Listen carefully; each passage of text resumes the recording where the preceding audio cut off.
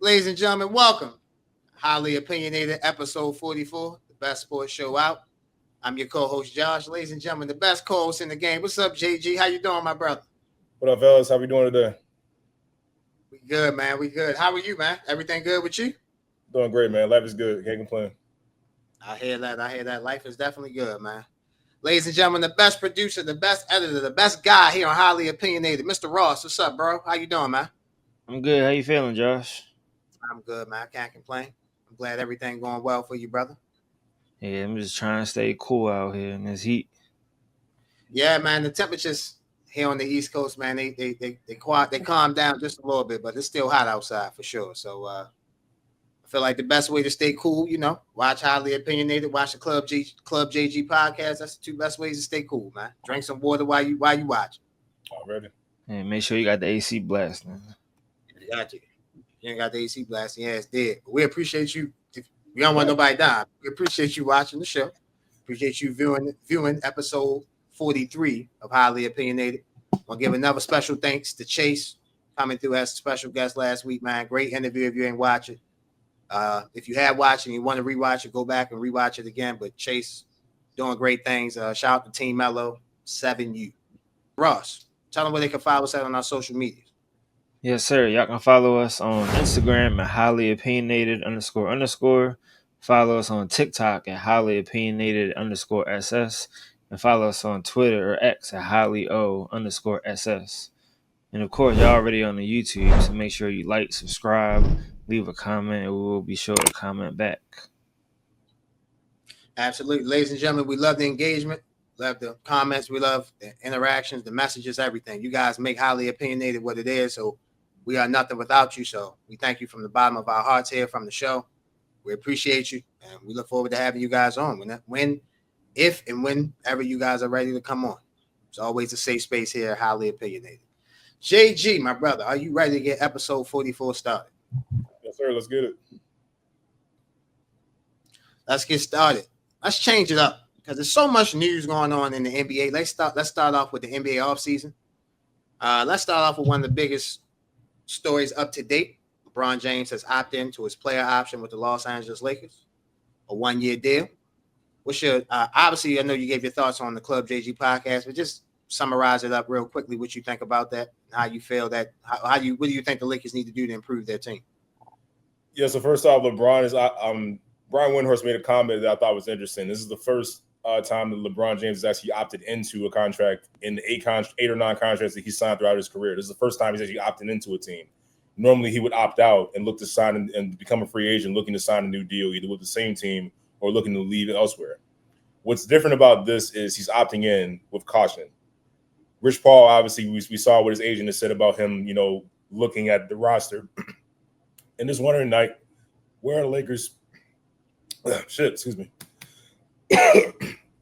Asking about where the Lakers are as far as their roster. Like, is it championship worthy? Are they going to be contenders going forward? So LeBron's going to keep a close eye on that. Luka Doncic is going to keep a close eye on that as well. Because as we know, he's looking to sign an extension as well. He can't technically sign it until August, but both of these guys are looking to see what this roster is going to do. This is a big summer for Rob Pelinka and Jeanie Buss. Dorian Finney-Smith, who was a key cog in that small ball lineup that the Lakers were doing, he's decided to be a free agent, opting out of his deal. Austin Reeves recently turned down a deal from the Lakers, looking to cash in on maybe getting a higher salary in terms of $100 million or more. So the guy's betting on himself for next season. And you obviously look at the free agents for center. The list doesn't really, blow you out of the water. You're looking at guys like Al Horford, Brook Lopez, Jackson Hayes, the former starting center for the Lakers, among others who not exactly are guys that that the Lakers are probably, clamoring to get. Mark Williams was one of those targets. He's now a Phoenix Sun. They acquired him in a trade. And then also, Yusuf Nurkic was traded. They didn't exactly were looking at him. So the Lakers are looking at limited options here at center, which is a dire need that they have to make.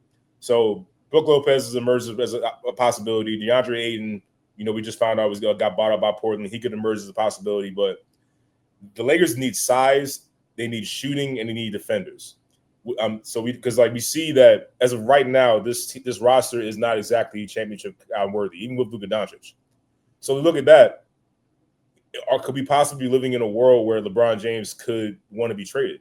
Now, the Lakers can't do anything without his say-so because there's a no-trade clause in his contract still. So if he does get traded, he has to okay that trade. And now Bleacher Report has put out different, trade possibilities. I personally don't think that there should not be any NBA team other than maybe the Dallas Mavericks looking to trade for LeBron James. And it better not involve Cooper Flag. It better not involve Cooper Flag.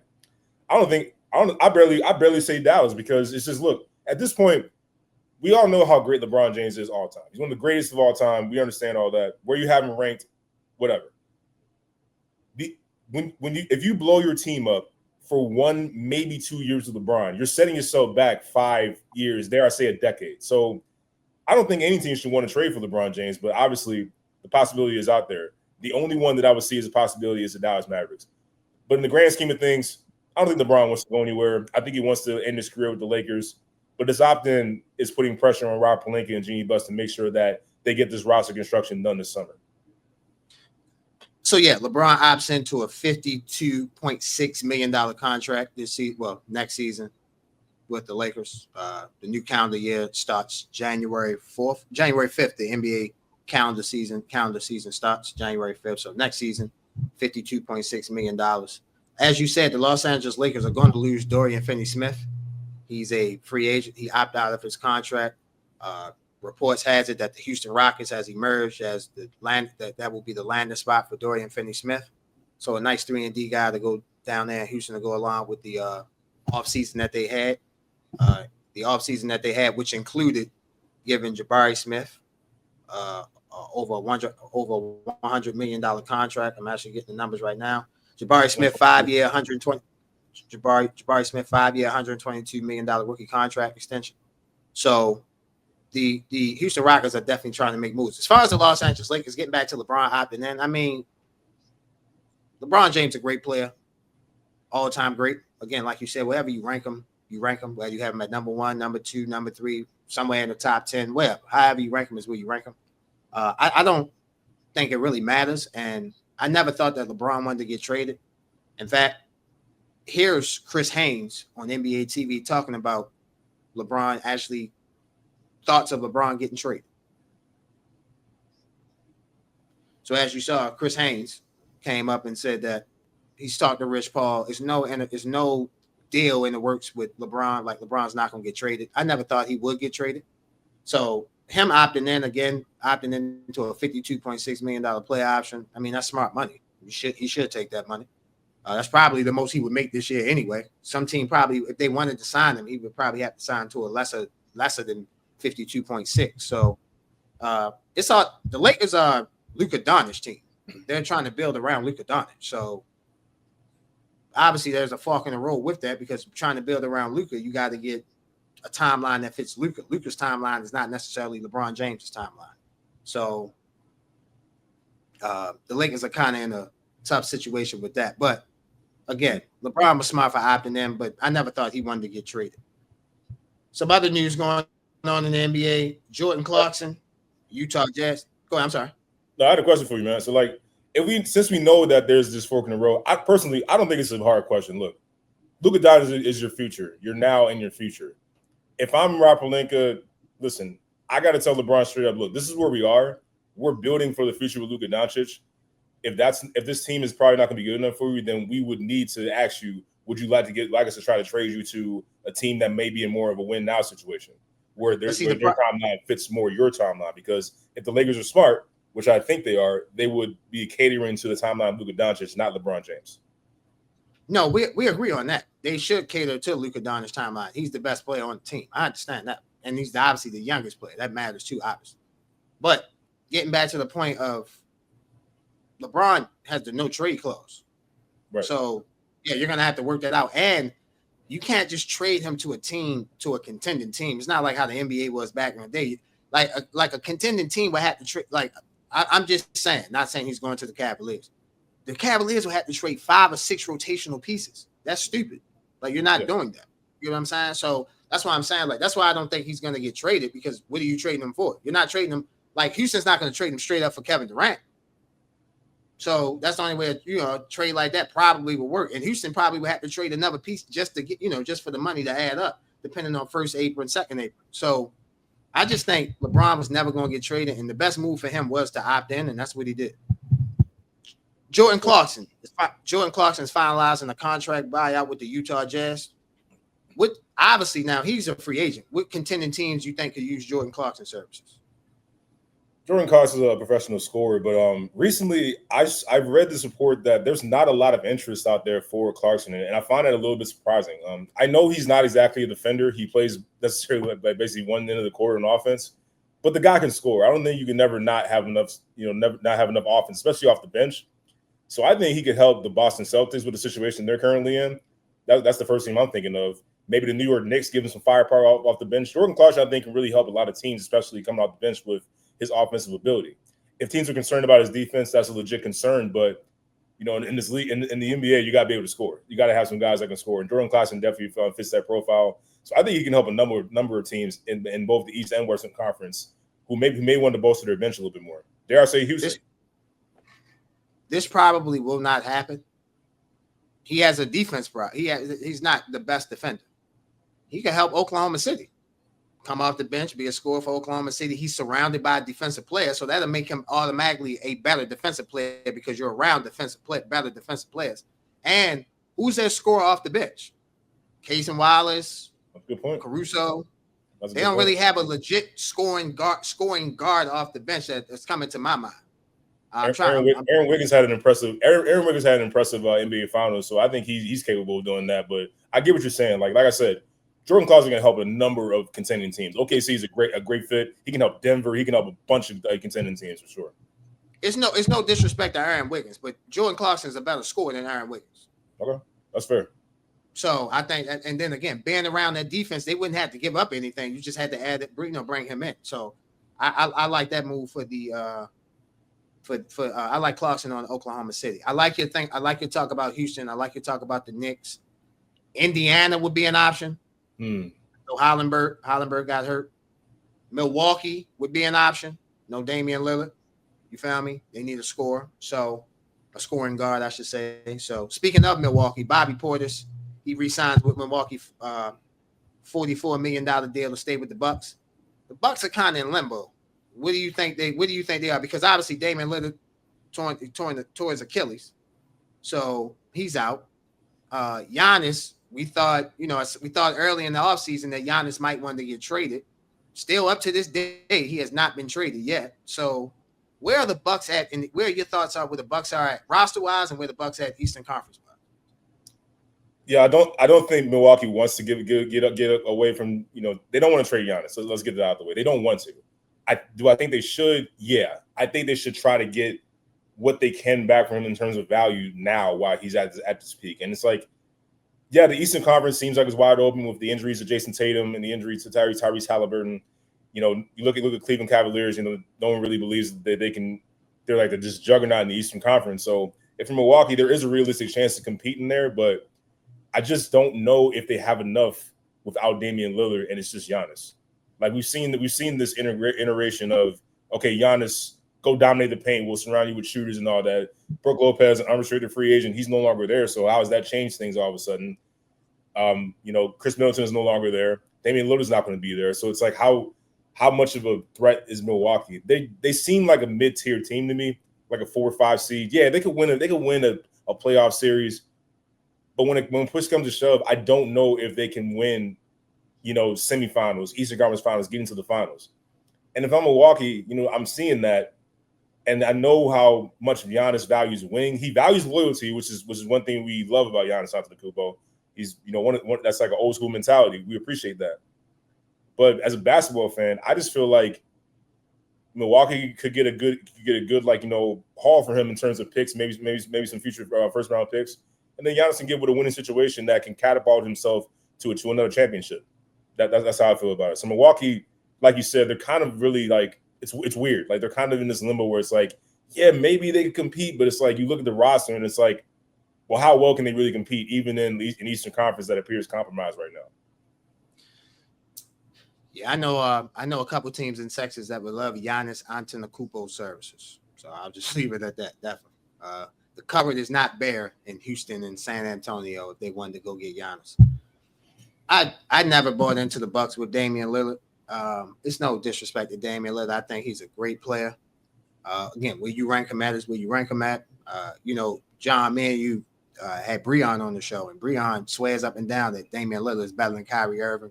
I vehemently disagree. I think Kyrie Irving is a better player. Wolf. Wolf, what? You think Dame better than Kyrie? Hell no. I was like, what is he talking about?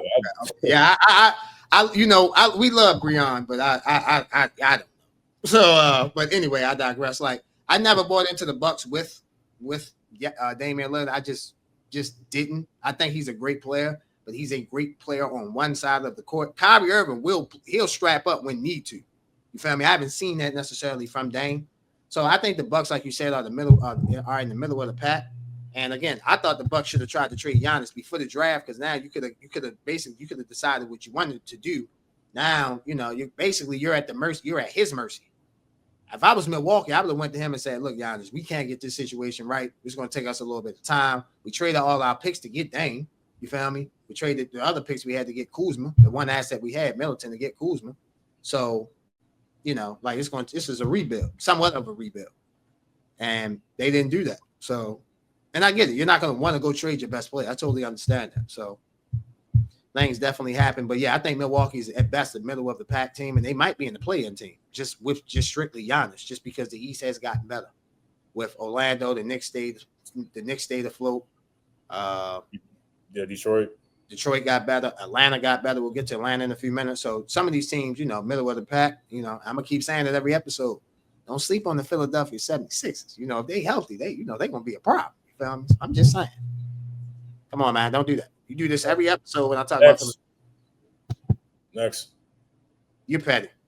That's all right. When Philadelphia in the Eastern Conference Finals next year, don't you heard it here first. I'm just saying. But them bums in the East. I'll wear my Sixers jersey every episode during the Eastern Conference Finals next year if they do that. Okay, bet. That's on tape. We will be looking forward to that. James Harden has declined his player option. He signed a new 2-year deal with the LA Clippers, 2 years, $81.5 million contract. Quick thoughts on that? Yeah, James Harden wanted to stay home, close to home as he can. He wants to end his career in the California area where he's from. This Clippers team is very good. They're really good with James Harden and Kawhi Leonard. They are definitely a playoff team. If James Harden can ever figure out, what happens to him when Game 7 comes around, maybe the Clippers can actually do something. Maybe they can, finally get over that hump. But the Clippers remind me of the Cleveland Browns. They just kind of find ways to, screw things up for themselves. And that's why they continue to be the laughingstock of LA, the little brother to the big brother, which is the Lakers.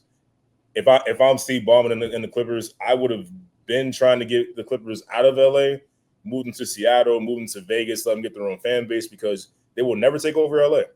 But I digress.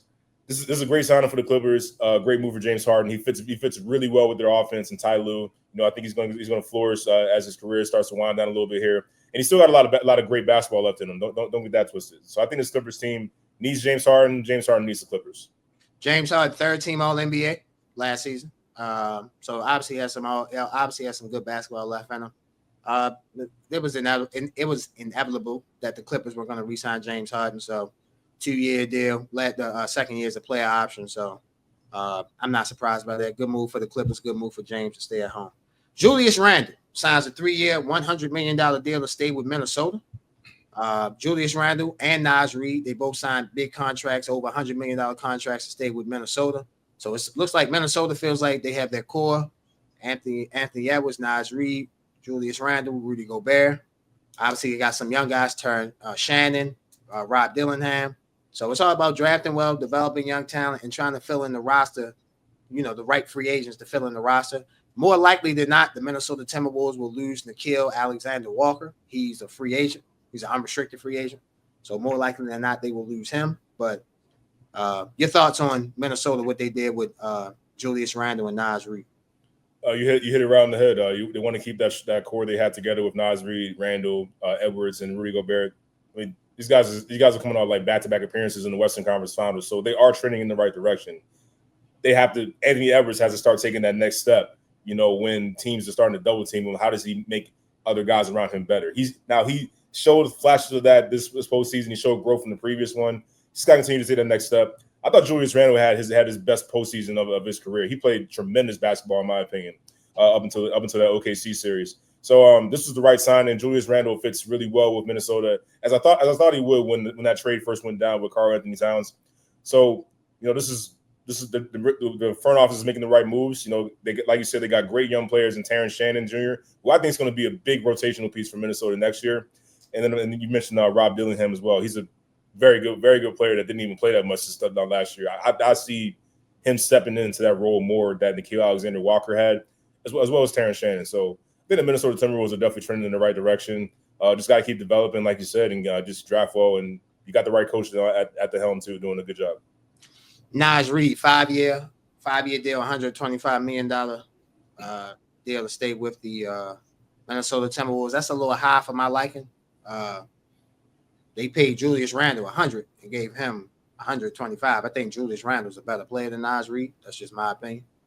But so I think that is a little high for Naj Reid. But nonetheless, they keep their core together. And let's see if Minnesota can add the right free agents around them to get over the hump of making the Western Conference Finals and actually get to the NBA Finals.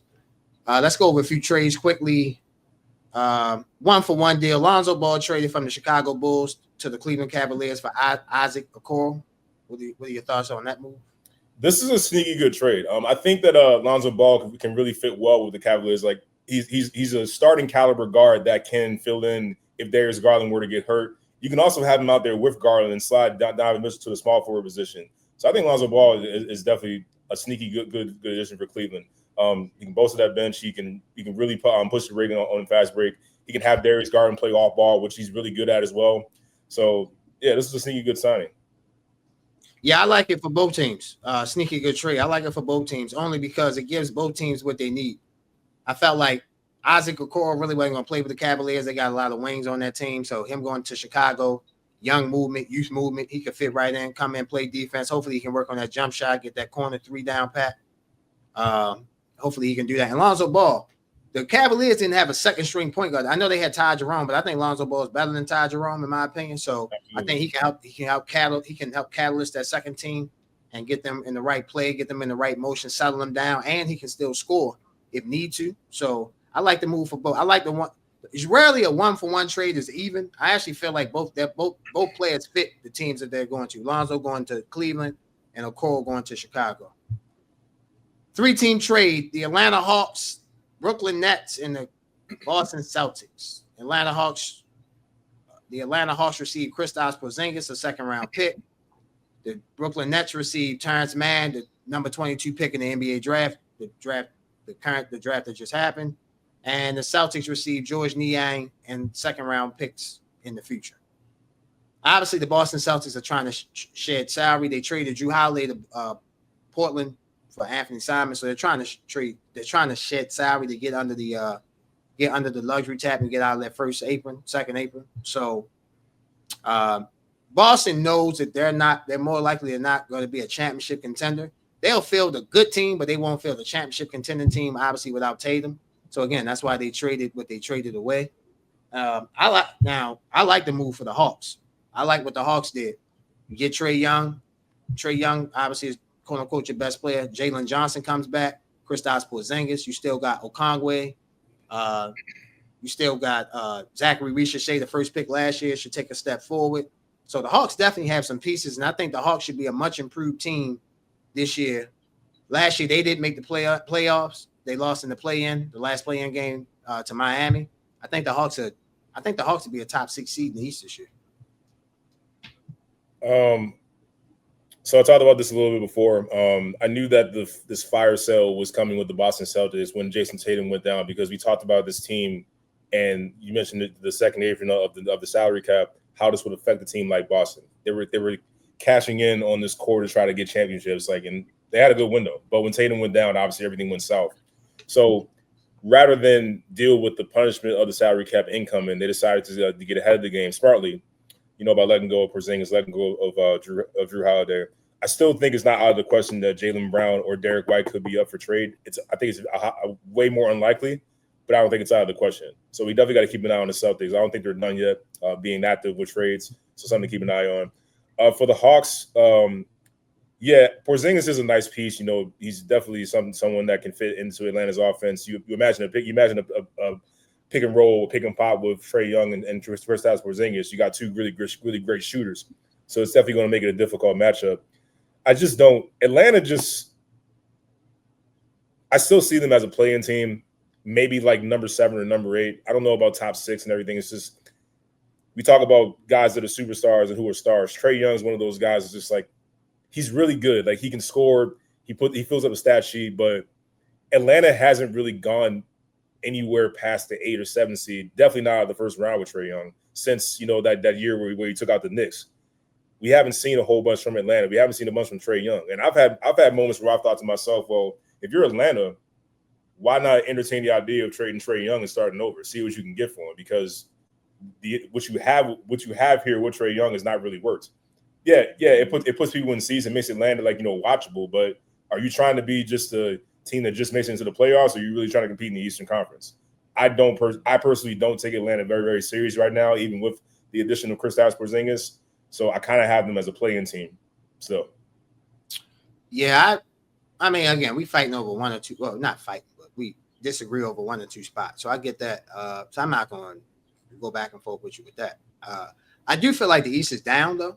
Indiana's not the same. Boston's not the same. You don't respect Philadelphia. So somebody has to be a top 6 seed in the East. You feel me? So I think the Hawks have done enough to get what they need to do to get Trae Young and to get Trae Young. I'm sorry. The Hawks have done what they need to do to improve their team to get Trae Young in the right position to be a top 6 seed and try to do something in the playoffs since they went to the Eastern Conference Finals.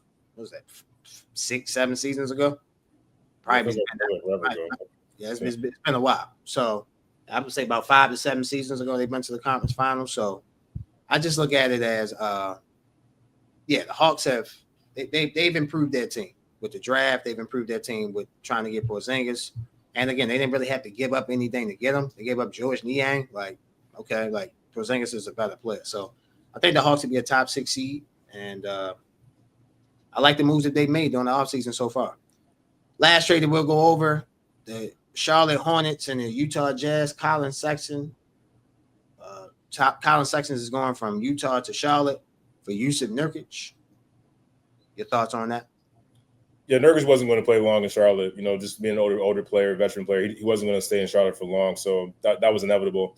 Colin Sexton, actually, this is a good trade. Again, kind of like Lonzo Ball, how I was feeling with the Cavaliers. LaMelo Ball's availability is a question mark. When he's on the floor, he's a really good player. Obviously can light it up. But you got to have a guy that can fill in, alongside him when he's has to go to the bench or when he gets injured, because you have to think about that now.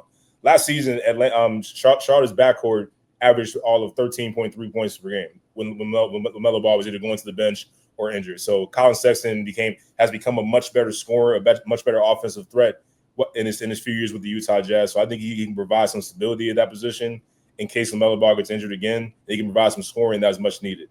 They drafted Con Knipple at number 4 to pair him with Brandon Miller. And this young and growing Charlotte Hornets team, they still are some years away, but they're putting together some nice pieces, in my opinion. I think Colin Sexton could be that veteran presence to start to stabilize this team a little bit. And see, we just talked about the Eastern Conference being down a little bit, so let's see what Charlotte can do, see if they can make a push for the play-in. Yeah, I think they'll be better. I don't know if they might be best play-in, but I think they'll be better than what they were. I like Colin Sexton. He definitely can help Charlotte bring a veteran presence in that locker room, a little bit of leadership, a little bit of, because that Charlotte team is young. So, they need somebody to, guide them in the right direction. I feel like Colin Sexton can do that. As far as Jusuf Nurkic, like you said, he wasn't going to stay in Charlotte for so long. And I don't think he'll stay in this place for so long. I think they'll try to trade him as well. I think Utah tried to trade him as well. Utah already has centers, so it's not like they don't. It's not like they have Walker Kessler. They have. I feel like I'm missing somebody else that they have. I feel like they at least got Kessler, Markkanen. Yeah, Kessler, Markkanen. Thank you. So they got bigs. So I don't think he necessarily fits in, and like he's slower than all of them in a way. So I feel like that would slow them down. So I think he'll be gone somewhere as well, maybe in a trade piece to get off a contract or something like that. But I like Colin Sexton going to Charlotte. It definitely improves the leadership in that locker room. And he's a solid player. I actually thought he was going to go to a better team than Charlotte, but again, for what Charlotte needs, he actually definitely can help them. And let's see if Charlotte can get in that play-in range. Ladies and gentlemen, we're going to take a quick break. You're watching Highly Opinionated. We will be right back. Ladies and gentlemen, this episode of Highly Opinionated is brought to you by Edibly Airy. Enjoy the heightened experience of THC edibles in a whole new way. At Edibly Airy, our freeze-dry edibles available in 100 milligram, 200 milligram, 300 milligram, 400 milligram will give you the buzz you crave with a flavor you won't forget. Available in 3 different flavors: watermelon sunset, tropical fruit, and very berry. To place orders, please visit the website at ediblyairy.com. While you're there at ediblyairy.com, use a promotion code. You guys see the promotion code on the screen. $ Highly Airy, $. Again, $ Highly Airy, $ for 20% off your first purchase. Follow us on IG at Edibly Airy for new product releases and monthly hookups. Must be 21 and over to purchase. Edibly Airy, the best freeze-dry edibles out. Go shop. Welcome back, ladies and gentlemen, to Highly Opinionated. It's that time, the best segment in sports. This week's edition of Let's Talk About It, 2025 NBA Draft Recap. You guys see on the screen, first round recap. All players getting drafted in the first round from pick number 1 to pick number 30. Obviously, no suspense. Cooper Flagg went number 1. The first 2 picks were no suspense. Cooper Flagg went number 1. Dylan Harper went number 2. Again, as you guys see on the screen, some guys' names you may know, some guys you may not know. Guys drafted from overseas. My guy Edgar Doman from BYU. I didn't think he would get drafted that high. He went number 8 to Brooklyn. Very tall guard. You just need to work on his jump shot. He definitely can play. I watched BYU a couple times last year. You know, BYU was up and down last year in college basketball, so they were definitely fun to watch. I actually thought BYU was going to beat Alabama in the Sweet 16. They didn't, because BYU was going to have to play Duke in the Elite 8. But obviously Alabama won and Duke beat Alabama. So, but Jeremiah Fears, number 7. He got drafted by the Pelicans. I love that move. I love what the Pelicans did. Now, I'm a little scary of the first round pick they gave up next year. That's unprotected. They gave that to the Hawks, so that's a little scary. But I like Fears. He can definitely play. And then obviously they drafted your guy from Maryland, Derek Queen. So the Hawks, I feel like the Hawks did well. I think the Spurs did well. Drafted Dylan Harper, number 2. Drafted Carter Bryant, number 14. Brooklyn used all they had 5 picks in the first round. They drafted 5 players with those picks. Edgar Domer, like I said, with number 8. They drafted Nola Torre, number 19. Drake Powell, number 22. Ben Sharif, number 26. And Danny Wolf out of Michigan at number 27. So they used all their picks. Charlotte drafted 2 shooters in the first round. Con Kneppel, number 4. I felt like Con Kneppel at number 4 was a little high. I like Con Kneppel, but I felt like that was and I watched Duke. I love Duke. I thought that was a little too high for him. I thought he would be in the lottery, just not at number 4. And Liam McKinley from UConn. So those are just some of my winners. What do you think about the 2025 NBA draft? Yeah, one thing that stuck out to me was the Utah Jazz, picking up Ace Bailey at number 5, and then getting in a trade from DC, Walter Clayton Jr. I think Walter Clayton Jr. is a very good player. You know, watching him, he was one of my favorite players to watch in the tournament this past year. I really love his game. I love his IQ on the court as well, and just, you know, he already to me looks like an NBA vet. Just kind of the way he carries himself in the games that I've seen. So that's great for Utah. Ace Bailey is obviously the young, exciting athlete. You know, going to bring some noise to that Utah Jazz crowd. I think he's going to be a high flyer. You know, really like put some people in the seats. And Utah, you know, again, we talk about younger teams that are trying to get a building block here and there. You know, Lauri Markkanen and Walker Kessler. They had Colin Sexton for a while before they traded him away to clear room for Walter Clayton Jr. and Ace Bailey on the wing. This kid from Duke, I can't remember his name right now, but they picked him up in the second round last year. He's starting to play a little bit more. I can't think of his name at the moment, but Bukowski. Kyle Filipowski, thank you for telling me about that. Again, that's another young big that I think is starting to ascend. So Utah's putting together some nice pieces here. So I think Utah did a great job in this first round, especially. And then, yeah, I got to agree with you with the New Orleans Pelicans. Getting Jeremiah Fears. A lot of people are excited about this kid. Already, he kind of has like the hardest jersey in the NBA. With zero fears, so that's definitely like a leg up for him as well, especially with that New Orleans crowd. They need some excitement down there. So. And a lot of there's a lot of some controversy. GMs are making some jokes about why the Pelicans traded away that unprotected pick for next year for Derek Queen. I don't know if you saw Derek Queen's press conference, intro press conference when he got to New Orleans, but he's really confident. Dare I say a little cocky, but you know what? When you're a first round pick, you gotta be a little cocky. So he says that he is the best out of that Mount Verde class that included Cooper Flag, and he thinks he's the best out of all of them, and he believes that he can step in and really make an impact, and I think he can. And New Orleans Pelicans, also signed Hunter Dickinson as a rookie free agent who was a former All-American. So they're bolstering that front line. And this is also a sign with Zion Williamson. If he's not available, Derek Queen can pick up the slack. I really think he can. And again, Zion Williamson, like LaMelo Ball, there's a question mark about his availability and his health. So you want to start to build a front court that can be effective if and when Zion gets injured. So I think Derek Queen is going to be one of those picks that you look back on. It's like, oh, they traded back for him. This is Joe Dumars running the show now. So it's new. It's a new general manager, a new regime, new idea. And I trust Joe Dumars running any basketball team. This guy understands how to win. I think he knows what he's doing. So this could be one of those situations where you look back and it's like, oh, wait, we were wrong about them trading up for Derek Queen. And obviously there's a little bias in my opinion. I'm from Baltimore. I'm a former Terp. I admit that. I want Derek Queen to succeed. But I also think that the New Orleans Pelicans did a good job getting Fears and Derek Queen with this team as constructed. Yeah, I did too. That's why I mentioned them. But of course, I feel like you might have took it a little bit over the top. I got you though. You University of Maryland love. I get you. So let me ask you a question. I've been to him, honest. No, I got you. I love honesty. You know that we love it on the show. So Derek Queen said he's the best out of that Mount Vernon class. Okay, that's fine. I'm asking John Graham. So who's the best player out of that Mount Vernon class? It remains to be seen. Let's have these kids play some NBA games and we'll find out. Okay. Oh, let me ask. Okay, from what you've seen so far, who do you think the best player out the Mount Vernon class is? Like I said, let's wait and see. Okay. It's okay. It's okay to say. See that Maryland love. Obviously, Cooper Flag was the consensus number one overall pick and everything. So yeah, everyone thinks he's better. But look, how many times have we seen high school players at college, dominate at places like Carolina, at places like Duke, and then the NBA gets here and it's like they're not the same guy, dude. I give you that.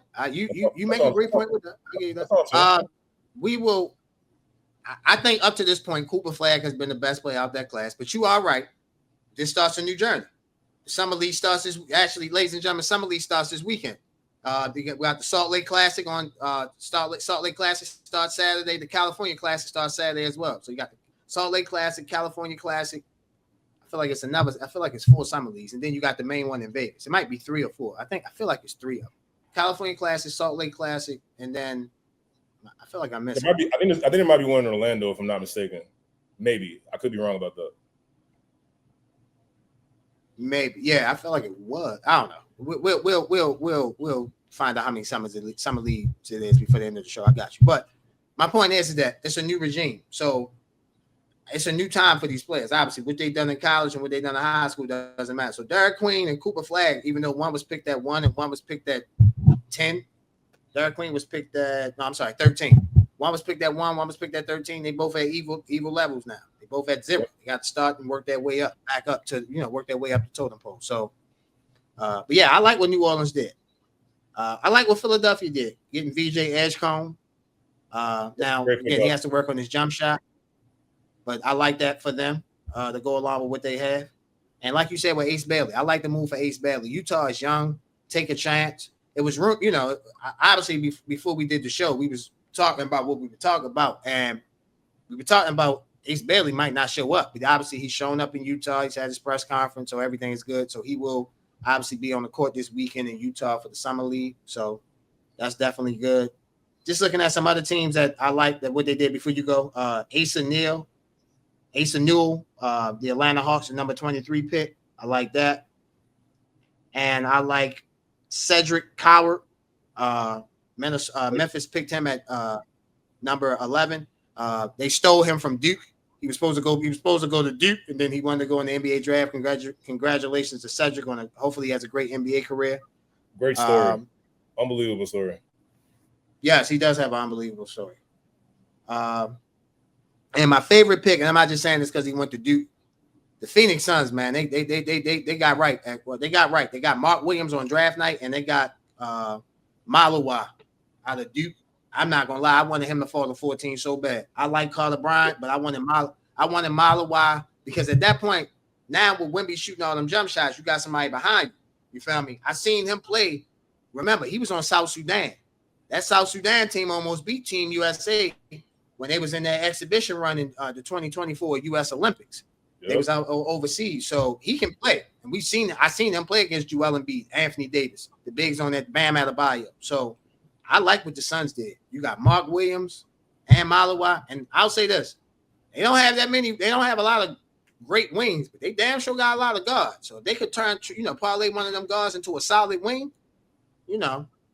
Suns. I'm not saying they're gonna win championship, but they could. The Suns. It ain't as doom. It ain't as doom and gloom as we thought it would be when they traded Kevin Durant. I still think they traded Kevin Durant for Scooby Snacks, but regardless, I like what they have. I like what they've done since trading Kevin Durant. I think it's a little doom and gloom still with Phoenix. I mean, they want to get rid of Bradley Beal really badly, but they can't because there's no trade clause. Like they want him gone, and Brad Beal said, "I'm not going anywhere because I have the authority to stay here." So, and honestly, Devin Booker, man, I know he's not going to say this, but he needs to ask out. He needs to ask for a trade. Like he's too good of a player. Like just to waste his time with an organization that clearly doesn't really know what they're doing right now. Now, getting Malawash and getting Mark Williams is a nice start to bolster your front court, but they're not exactly offensive players that you're going to throw the ball into the post and let them go to work. They're catching lob threats. They're really good rim protectors. They could be tradable pieces if you want to try to get Phoenix back into the mix right away. But yeah, looking at how it's constructed as of right now, it's like I still look at Phoenix and it's like they might not make the playoffs next season. No, I agree with that. But let me just make this point. The last time they made the finals, their roster was draft oriented. They drafted Devin Booker. They drafted Mikal Bridges. They drafted DeAndre Ayton. Yes, they went out and got Drake Crowder. Yes, they went out and got Chris Paul. You have to draft well. My point is that with Malawi, I'm not trading him. I'm not saying he's the best player in the draft. Hell no, he ain't that. But a big that can move, shoot threes, that can play defense, no. Like and I'm not saying trading DeAndre Ayton was it might not be a mistake, but looking back at it on what they got back was a mistake. The idea of trading DeAndre Ayton was a mistake, but what they got back was a mistake.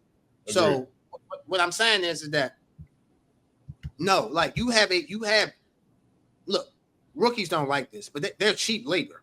So you have a guy that's on cheap. No, I'm not trading that. That's why I said this before. Like, I didn't want the Spurs to trade everything for Giannis. I still don't want them to trade everything for Giannis. Now, they might. Okay, cool. They're going to do what they want to do. That's fine. But for me, I can't give you Dylan Harper, Stephon Castle, everything the Hawks gave. No, like, I got to have something back so I can build the team out with. So, for me, I like being smart with trades. I like being smart with money. And I feel like the smart teams, they usually do that. Great. Any more thoughts on the NBA draft, 2025 NBA draft? No, that was the main thing. I agree with you with VJ Edgecombe. Again, he's got to work on that outside game for sure, but he's an elite athlete, can be a really good defender out there. It gives Tyrese Maxey somebody he can depend on because I know how high you are in Philly and their potential and everything, but I just can't trust Paul George. I can't trust Joel Embiid. And I love Joel Embiid. I want to be very clear about this. I'm not here to crap on Joel Embiid. I love the guy, but I can't trust him to be on the court for 82 games. I can't trust Paul George, who's one of my favorite players. Really, like when I'm watching him play, he's one of my favorite players. I can't trust him to be on the floor. So I need a guy like VJ Edgecombe that's going to be available, that can defend, and can be someone that Tyrese Maxey can depend on, especially in the open transition and on the defensive side of the ball. That's what Edgecombe brings to the team. Yeah, again, jump shot got to improve, but he's another guard. He can play, and I hate when they did this with Dylan Harper at number 2. How's it going to work with Fox and Castle? And guards can play with each other. You can interchange guards, smaller lineups now, so you can interchange guards in and out. So it's not like you can't play with 3 guards. Look at Oklahoma City. I seen the lineup there. Case and Wiles, Caruso was sticking Nikola Jokic in the second round, game 7. Yeah. So he's not a center. He's a 6'3", 6'4" point guard. Shoot, whatever. Well, he's a guard. I don't know, whatever you look at, whatever you position you categorize him. He's a guard. Swiss Army knife. Yeah, Swiss Army knife. So my point is that like you don't have to. Guards can play with each other. So again, I don't want to make it seem I'm high on the Sixers. I'm not picking them to win the championship or even make the finals. I just think they're being slept on because they had such a bad season that they had a bad year because of injuries. If Paul George is not injured as much as he was, which I don't necessarily think he will be next year, Joel Embiid, I mean, my God, he got to be able to play at least sometime.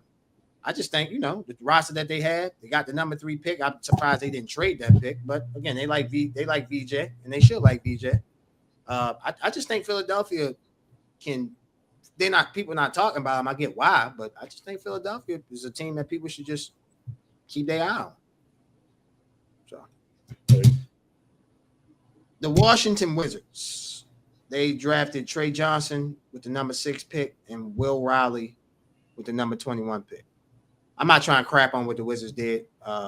They drafted who they wanted to draft, but just Malawai was on the board. I mean, I know they drafted Alex Sar last year, but Malawai was on the bed. Fears was on the board after they traded Jordan Poole away.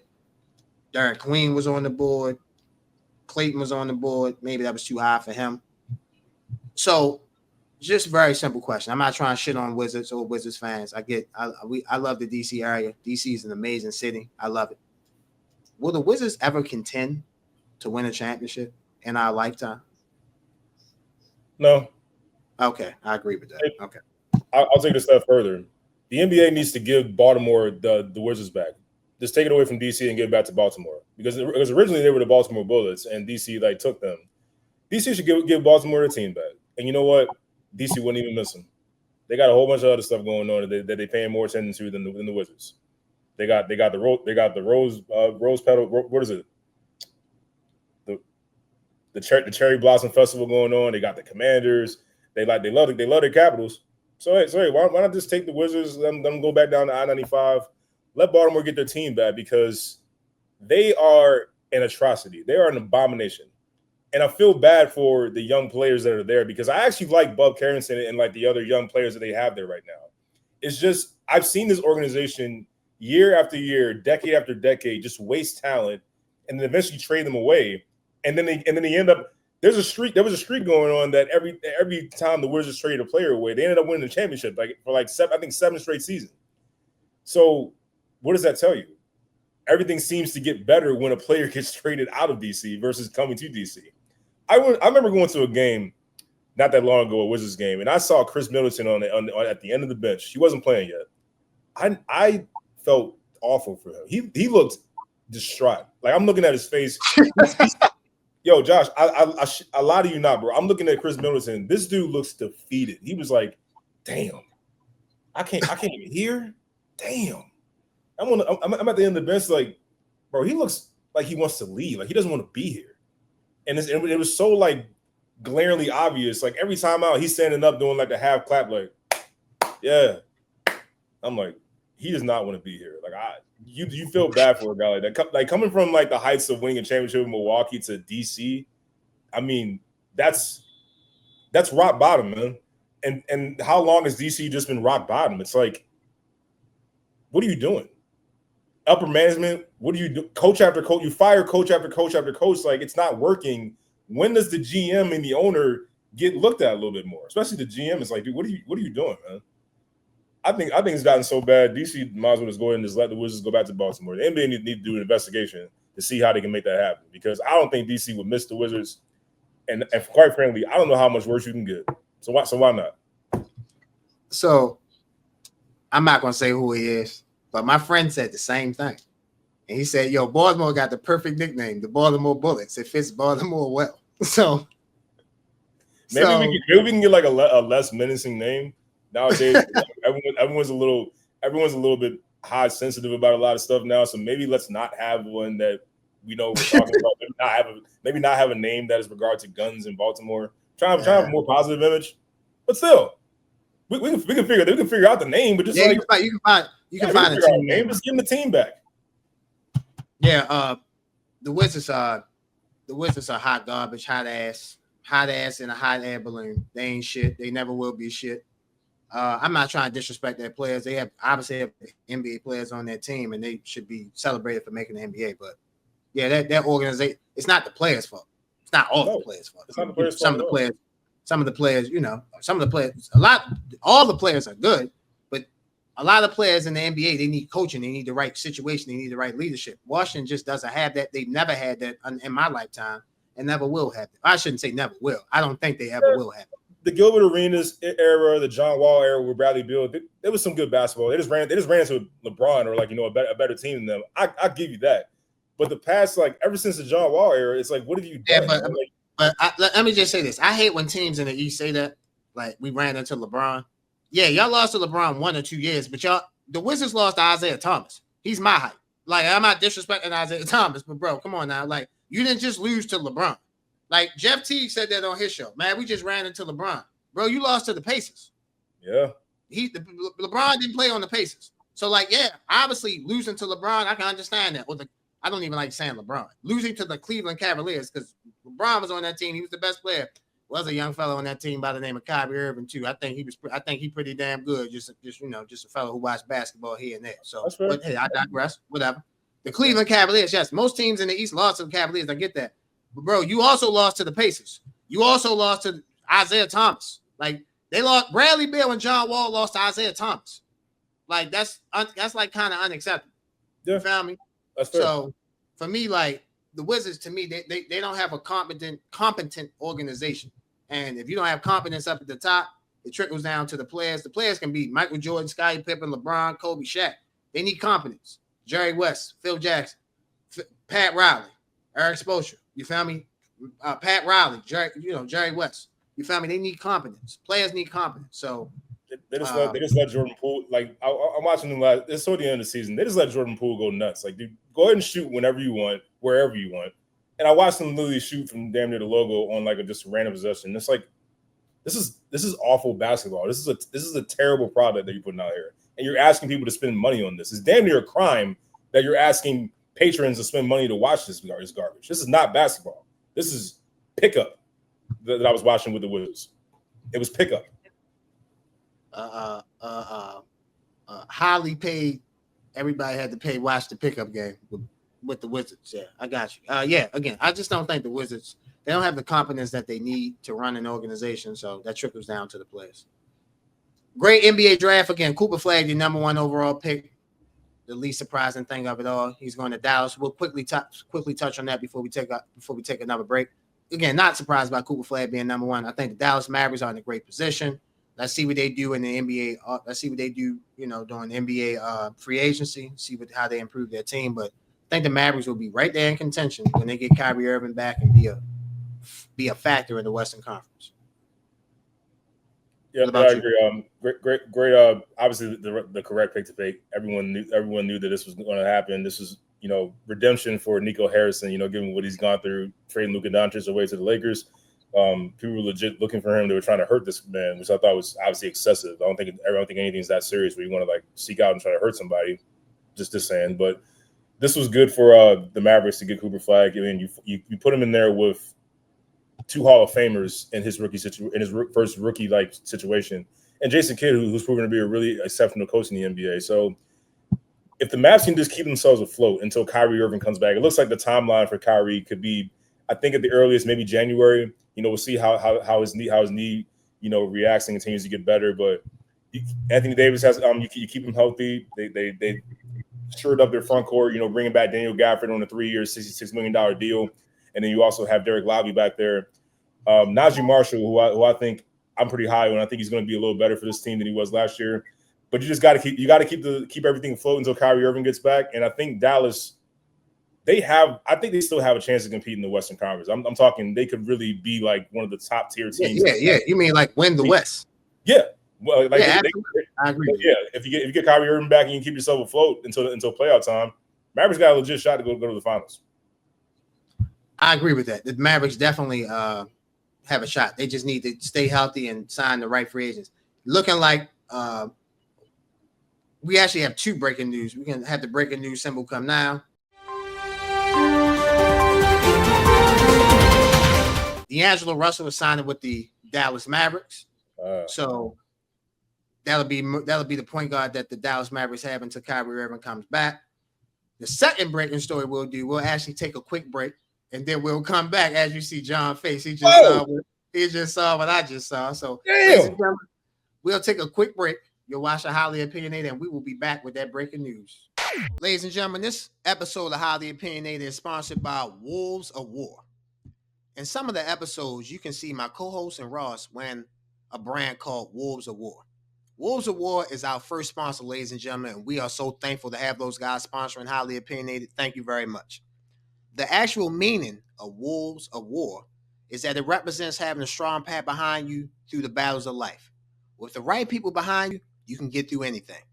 You guys see the link for Wolves of War? Make sure you guys click on the link, shop, great apparels, t-shirts, sweatsuits, whatever you want, they have.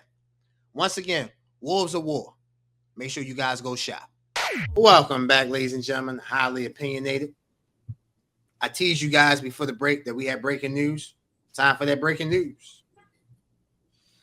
The Memphis Grizzlies and All-Star Jaren Jackson have agreed to a 5-year, $240 million contract. So Jaren Jackson is staying with he was never a free agent, but he basically re-upped. He's staying with Memphis. So Memphis was contract eligible, and Memphis definitely made sure he got that contract that he needed. 5 years, $240 million. We saw your facial expression when you saw that before we went to break. What are your thoughts? What are your thoughts on what Memphis is doing with Jaren Jackson and their overall team picture? That they are officially naming him as a cornerstone, and I believe Ja Morant will continue to be there in Memphis as well. Because I can't imagine a world where they're going to trade Ja Morant, especially at this point, even after they traded Desmond Bane. Jaren Jackson Jr. has been consistent. He's been solid. He's been a Defensive Player of the Year finalist consistently. I think he won it 1 year too. If I'm correct. Yes, he did win. Yeah. So you got a guy that does it well on both ends. You know, decent 3-point shooter. You know, decent offensive option, but he really angers it down on defense. And again, he's a leader in that locker room. So I wasn't shocked at he got the deal. It was just the amount. That's what kind of took me through y'all seeing my face and everything. And like, oh wow, but because I didn't think it would be $240 million. But Jaren Jackson's been consistent. You know, he's earned a great contract. This is great for Memphis, good for Jaren Jackson. So if I'm Memphis, this is a great step in the right direction. You nailed down a player that you want to be a part of the face of your team. Yes, they did. All right. By the way, as always, bro, you were on it.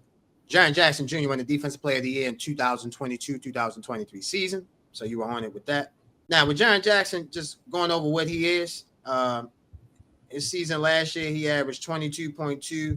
He averaged basically 5.6 rebounds. I need those rebounds to get up. You too damn tall. You 6'11". You got to get more than 6 rebounds a game. He should have about 8 to 9 rebounds a game. I know he shoots threes, but, bro, you got to be better than that. I know they got Zach Edey. I get it, but need them rebounds to go up. But your points, he basically has improved his points. Basically, he had, peaks and valleys, but he basically hasn't stayed around that 22 points per game range the last 2 seasons. A few episodes ago, I said the Memphis Grizzlies should trade Ja Morant. I still feel that way, but they're not going to trade Ja Morant. And the reason why they're not going to trade Ja Morant is because they traded Desmond Bane. I would have built this team around Desmond Bane and Jaren Jackson Jr. and then just drafted really, really well. Because they would have got a haul for Ja Morant. Now, also, you never know. They could be trying to hold on not hold on to him, but, maybe they'll trade him when his value is at his absolute highest. That could be a factor for them, too. But as of now, they're not going to trade him. But, yeah, $240 million, 5-year deal. A lot of money for Jaren Jackson Jr., but a former Defensive Player of the Year. I think he's their cornerstone, not cornerstone, because Ja Morant's the best player, but he's their emotional heart leader of the team type of guy. With Dylan Brooks gone, he's the guy that gets him fired, gets him going, back line of that defense. So I like the move for Memphis. Memphis just needs to draft well, sign the right free agents, and if they do that, they can be a contending team in the West. And they need Ja Morant to focus on basketball. Ja Morant focus on basketball. The Memphis Grizzlies will be what they were a few years ago, which was the number 2 seed in the Western Conference. John, let's end the show with some NFL news before we get on up out of here. Before, because this NBA free agency is literally going on while we're doing the show, ladies and gentlemen. So I have another breaking news story for you. The Houston Rockets and Dorian Finney-Smith have agreed to a 4-year, $53 million contract. So Dorian Finney-Smith. Oh my God, this is nuts. 4 years, $53 million deal. Dorian Finney-Smith will take his talents from Los Angeles to the Houston Rockets. Your thoughts on that before we? I can't believe the Lakers didn't even try to make an offer for Dorian Finney-Smith. Again, I said this earlier. He was such a key cog, and I'm on record. When he first signed with the Lakers. I want to put myself in Front Street. I didn't think Dorian Finney-Smith was even like a feasible signing for the Lakers. I thought it meant a whole lot of nothing to me. But he turned into such a key cog in what the Lakers are trying to do with their small ball lineup. He was really decent defender and a good enough 3-point shooter where you really had to pay attention. He was the reason why the spacing was so good for LeBron and Luka. So he turned into such a great piece. I'm a little surprised that the Lakers didn't try to make an offer for him to get him back. But this is great for Houston.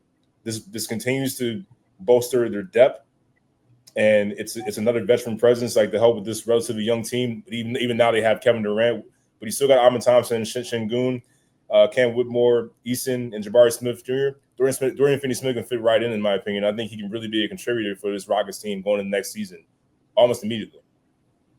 Yeah, I like the move for Houston. Houston's in win now mode. They were the number 2 seed last year. They went out and got Kevin Durant. They signed majority all their guys back. Fred VanVleet, Jabari Smith Jr. So they're trying to win now. Go out and you get another wing 3-and-D guy, Finney-Smith. So Finney-Smith can definitely help with that team. Again, play defense, knock down corner threes. He'll have a lot of corner threes wide open with Kevin Durant's, Alfred and Sink going on that team. And your boy, I saw your boy Amin Thompson working out the other day. He's a monster. So it's gonna be special. It's gonna be really special. You are right. He definitely will be special. As long as he stay focused on the task at hand, you, ladies and gentlemen, you guys will know that name, Amin Thompson. Not just for defense, but being an all-around player. So I like what Houston has done. If we get any more breaking news before we end the show, I promise you I will share it with you. But breaking news up to this point, Dorian Finney-Smith, 4-year, $53 million deal with the Houston Rockets. That's why we have the chance to, John. Let's switch over to the NFL quickly. Former Baltimore Ravens kicker, current free agent, Justin Tucker, has been suspended. He's been suspended 10 games. Conduct detrimental. We understand why he's been suspended. Allegations of sexual misconduct that Justin Tucker has been accused of. So he's been suspended 10 games by the NFL. He's a free agent. The 10 games, he can serve the 10 games not being on the team. So mathematically, he's just missed 10 weeks. So he's eligible to sign with a team and play week 11. So my question to you is, I'm not going to ask you to be law and order, this isn't that. If Justin Tucker did what he is accused, then obviously that's wrong. He should be sentenced. He should be properly sentenced. If he's falsely accused of something, then he should have the right to fight that back as well. So we'll let that play out in the court. We'll let that play out in court, and hopefully, we'll see the results of that. Going back to the NFL, to the field, do you think Justin Tucker will play this season? And if so, what team do you think he'll play for? It wouldn't shock me at all if after the 10-game suspension that a team looks at their kicking situation and gives Justin Tucker a call. Regardless of what you may think of him, off the field, on the field, he's still one of the greatest kickers in NFL history. I know he had an all-time horrific season before the Ravens ultimately let him go, but I don't think it erases the history that he has of being one of the best kickers of all time. And I think a couple of teams will see that. I look at the Washington Commanders as a team that could possibly be a signing because as great as Jaden Daniels has been, their kicking situation was a little shaky. You remember, how they beat Tampa Bay, basically banking in that field goal. It looked bad, and somehow banked in. So I don't think they're stable at that kicker position, so it wouldn't shock me at all if DC gave Tucker a call. The Cleveland Browns are also another team that, again, not making fun of Cleveland right now for a change, but their kicking situation is also another one that's not necessarily stable. So I don't think that's out of the question. So yeah, I don't think it's out of the question. I think once his suspension is up, teams are going to look at their kicking situation and they will give Justin Tucker a call. I don't think he's done playing in the NFL, in my opinion. Okay. Ask me, will Justin Tucker play this year? Yes. My gut tells me yes. Okay. Hell yeah, he playing. Like, what? Like, if he's not convicted of a crime, he's playing. He's the best kicker ever. So, yes, he's going to play. I would be shocked if he doesn't play.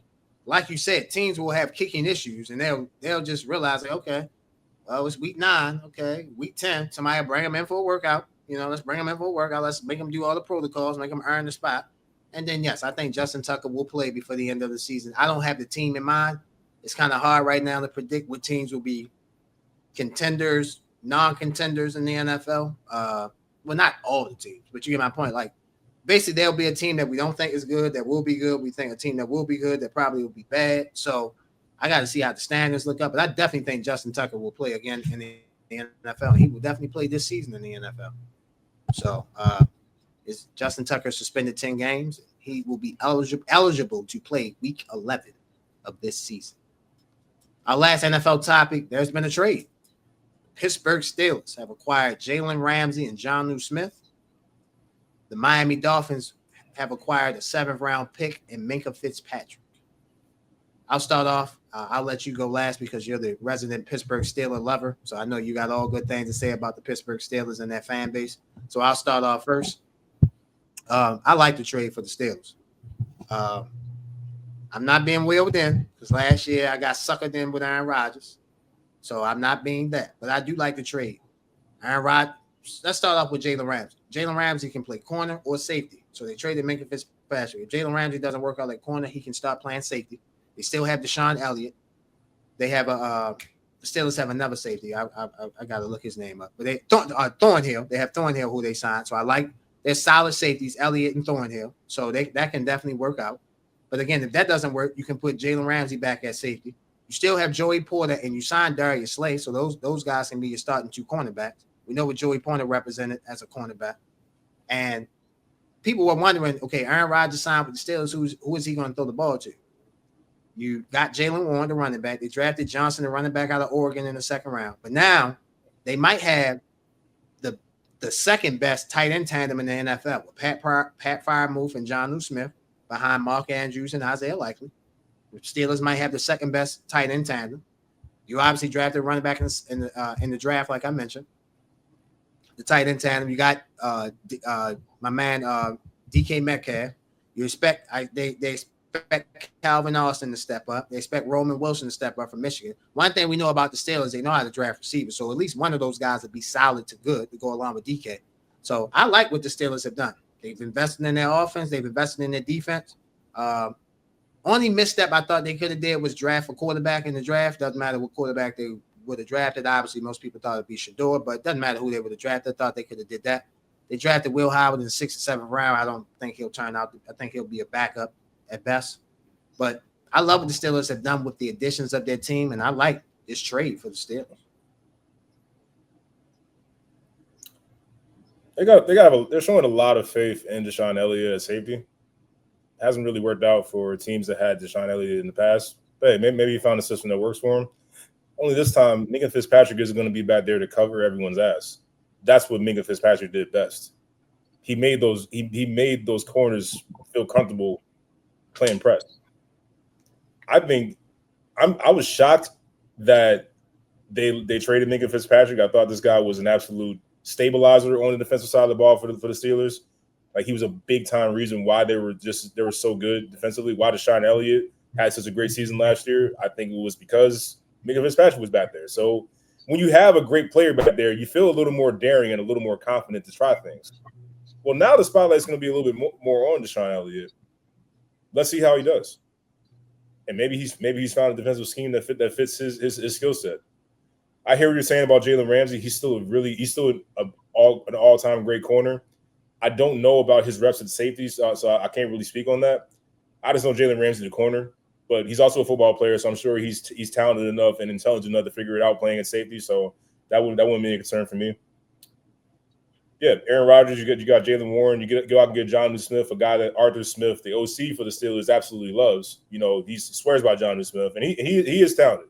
I've seen Jonnu Smith over the years. He's definitely a talented tight end to pair with Fryer move. So doesn't address the offensive line. The Steelers still have a very young, inexperienced offensive line that I think can be had.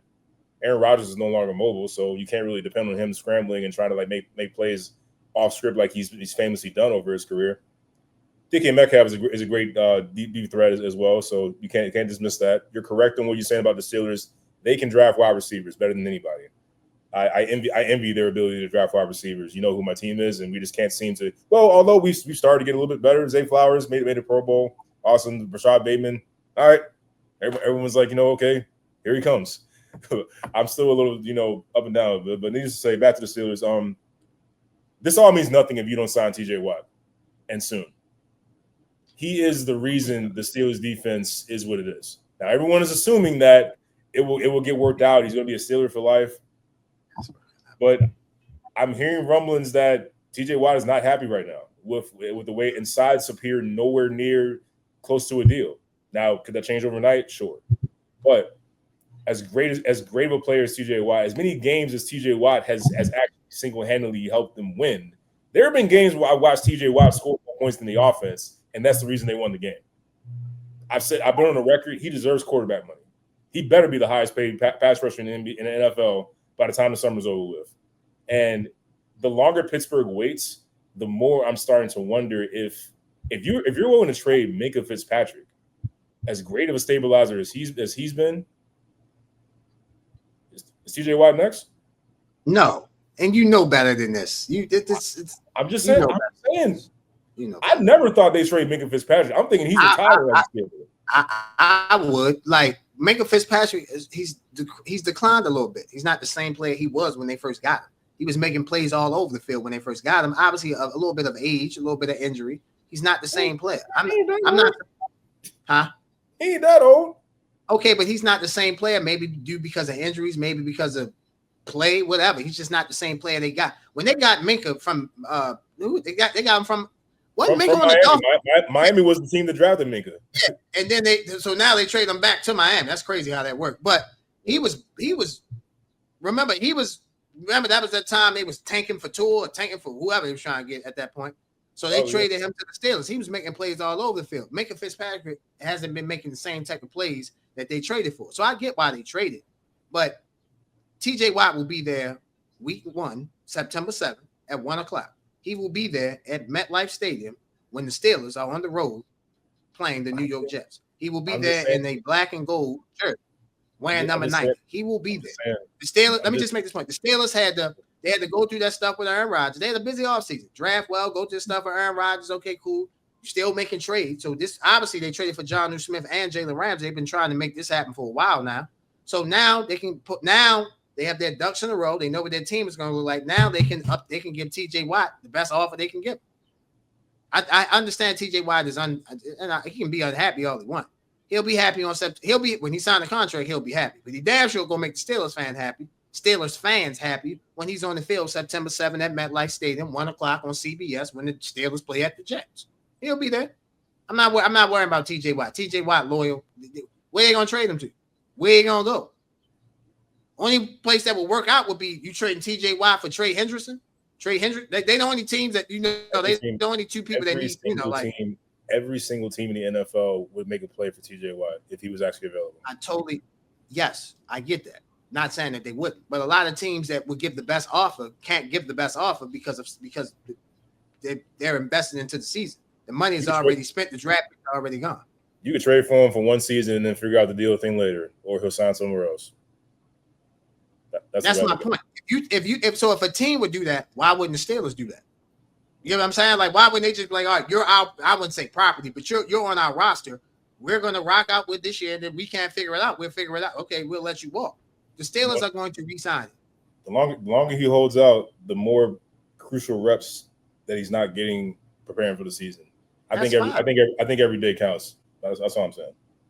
I'm not disagreeing with you. You're right about that. But my point is that he's not a rookie. He doesn't need to be playing. Like, yeah, I bet you he's training. I bet you he's training. I'm not worrying about that. But these reps, let the young guys get them. Let Benton get them. The first round draft pick, let them get them. It's not the same. Training, but you can train by yourself all you want. It's not the same as a full on football workout and helmets and pads with your team. It's not the same. He has not missed training camp. Training camp hasn't started yet. He just missed OTA. That's fine. I understand. Mandatory OTAs. And even let's just say this. Let me say this. My last thing. Let's say he goes the whole misses training camp. I bet you if the Steelers pay him at 11 o'clock on Sunday, not 11 o'clock. Let's say I pay him at 6 o'clock Sunday morning before the game. His ass gonna be out there. He gonna play, and they gonna play him. They gonna look at him like that's T.J. Watt, bro. He's going to be a Pittsburgh Steeler. I'm not even worried about T.J. Watt leaving the Steelers. He will be a Steeler. I'm telling you that, guaranteed. Yeah. I mean, if I'm a Steelers fan, I'm starting to get a little concerned. Just saying. Yeah. Steelers fans, don't pay no attention to him. That devilish smile that he has is just showing that he's trying to be objective without being biased. But yeah, the Steelers are fine. I like what they've done. And I think that I saw somebody say they're a Super Bowl contender. I'm not going that far, but I definitely think they're a playoff contender to make the playoffs in the AFC. The AFC is loaded, man. You know that. Not 9-8. 9-8. 9-8. That's what it equates to. 9-8. 9-8. Okay. Well, we already got you. Okay. Before we go, do you think they're gonna make the playoffs? Yeah, they'll probably sneak in on some garbage and get the 7th seed that they always do. Losing the first round. Bro, let me just say this. You got Denver out west. That's Denver should be solid. The Chargers should be better. Vegas, I don't think the Raiders are gonna make playoffs. They should be better. The Texans, people think gonna win that division. I think Jacksonville gonna be better with Liam Cohen as their coach. The Colts, people gonna laugh at me for this because I've shitted on Daniel Jones his whole career, but that might be the perfect situation for him with the Colts. I'm telling you, you can look all you want. I'm telling you, what I'm learning about these quarterbacks is that it's not all quarterbacks aren't terrible. You can laugh, all quarterbacks aren't terrible. Some of this is right situation, right time, right moment. Do I think Daniel Jones is the best quarterback in the league? No, but I did see Daniel Jones co-lead a team to the playoffs with Saquon Barkley. And Jonathan Taylor can run the ball. You got a good offensive line. So the Colts could be a contender in that division. I like Jacksonville. You know that. The Texans, you feel me? They got what they need. AFC North, you got the Ravens. You got the Bengals. Obviously, they need to get their defensive woes right. You got the Steelers. We don't know what the Browns are. So AFC loaded, man. The Patriots will be better. The Bengals will be better. I mean, not the Bengals. The Bills should be better. Did you just say Daniel Jones and the Colts? Daniel Jones. I do not think Daniel Jones is very good. He sucks. He freaking sucks. Let me just say this. You are probably right. And I've said that before. Just hear me out on what I'm saying about Daniel Jones. Okay. Baker Mayfield, Geno Smith, Sam Darnold. These guys have been on prior teams where they look bad. They look terrible in situations. They get with a coaching staff that has a little bit of common sense, a little bit of smartness, and they play well. Look at what Sam Darnold did last year. I didn't think Tim. Obviously, me and Tim was doing the show during football season. He said Sam Darnold was going to win the comeback player of the year. When he said that, I thought he was fucking crazy. He arguably should have won the comeback player of the year. They gave it to Joe Burrow, but it should have been him. So, I mean, like, you feel me? Like, I'm just saying, like, I don't think Sam Darnold was all that. But, I mean, I didn't think Sam Darnold was all that. And look what he did. I do not think Daniel Jones is all that. But you can't lie. He's in a good situation. They drafted a tight end in the first round. They have a good offensive line. They got a good running back, got a solid defense, and they have an offensive coach as the head coach that only can make Daniel Jones better, right? When the Giants decided to let Saquon Barkley go, what happened to Daniel Jones? He fell out. Yes, that was a bad decision. He got exposed. Yeah, I get that. But John, the coach are not letting Jonathan Taylor go. He's still going to be on the team.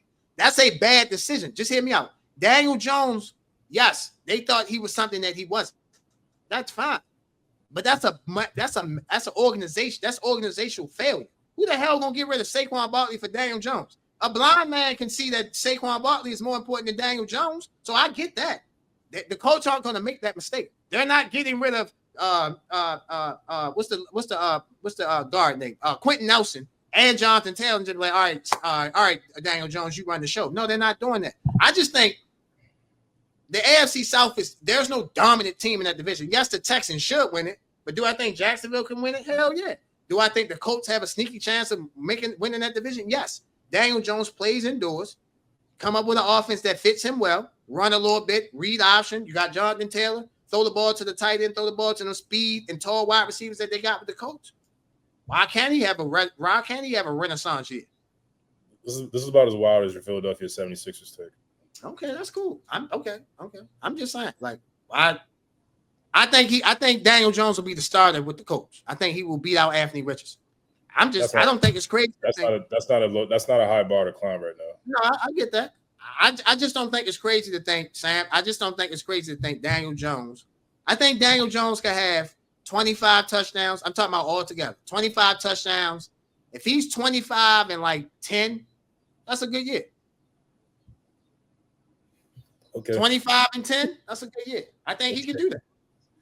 You don't think he can do 25 and 10? I'm talking about 25 total touchdowns. He can't do 25 total touchdowns and 10 picks. He can't even stay on the field for the entire season. Because when he does run, he gets injured because he likes to try to truck stick guys like he's freaking Cam Newton. So Shane Steichen will get him right. He will slide. Okay, I don't want to go too deep into this. Daniel Jones will be one of my candidates. When we give out our preseason awards, he will be one of my candidates for comeback player of the year. I'll say that. Okay. That's fair. You know what? No, you know what? That's fair. You can put him on the ballot. That's fine. Put him on the ballot. Okay. Good Lord. John is not buying Daniel Jones. I feel you, bro. I get it. I called him a scrub too, so I get it. I'm just saying, like, Scrub's being nice. Scrub's being nice at this point. Okay. Well, whatever you want to call it. I'm just saying, like, I'm just looking at stuff. I'm not even looking at glass half empty, half full. I'm just looking at it. New situation, new regime, new situation, new regime, new team, and you're around competence. I mean, damn, like, all right, if he can't play in this, okay, yeah, he is hot garbage. But I just think, it was a reason why the man was drafted in the top 10. Like, God, like, you make it seem like he was a 7th-round draft pick. Baker Mayfield, Geno Smith, and Sam Darnold were high draft picks. They played well in college. I agree with you with the situation with those three. They needed a situation where people believed in them and gave them a shot. Daniel Jones was never good. He wasn't that good in college. The Giants moved up. The Giants traded up to get him, and everyone knew that was a mistake. He was not a day one guy. That was what they said on draft night. Sometimes you are who you are, and you are who we thought you are. Daniel Jones is exactly who we thought he was. Pedestrian at best. If Shane, I'll do you one better. If Shane Steichen somehow gets competent football out of Daniel Jones and it calls me the playoffs, I'll come around the show and I'll apologize to everyone. Daniel Jones, I would look right in this camera and I would say, Daniel Jones, I am sorry. I'll buy your jersey. How about that? I'll buy your jersey, Daniel Jones. Okay. Let's do that. We'll do that. Hopefully we can get Daniel Jones on the show by then. You can apologize straight to him. Daniel, I believe in you, brother. I believe in you.